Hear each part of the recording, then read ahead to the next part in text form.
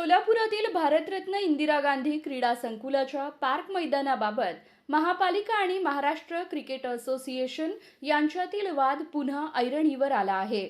महापालिका आयुक्त डॉक्टर सचिन ओंबासे यांनी एमसीएला मैदानाचा ताबा 48 तासात महापालिकेकडे देण्याचे आदेश दिले होते. मात्र मुदत संपूनही अद्याप मैदानाचा ताबा महापालिकेला मिळालेला नसल्याची माहिती समोर आली आहे.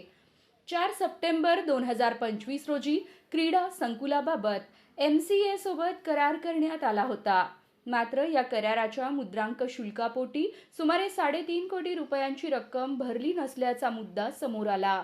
वारंवार नोटिसा देऊनही कार्यवाही न झाल्याने आयुक्तांनी अखेर एमसीए सोबतचा करार रद्द करण्याचा निर्णय घेतला आणि मैदानाचा ताबा महापालिकेकडे देण्याचे निर्देश दिले. मात्र आदेशाची मुदत संपूनही ताबा न मिळाल्याने आता महापालिका पुढे काय कारवाई करणार याकडे सोलापूरकरांचे लक्ष लागले आहे.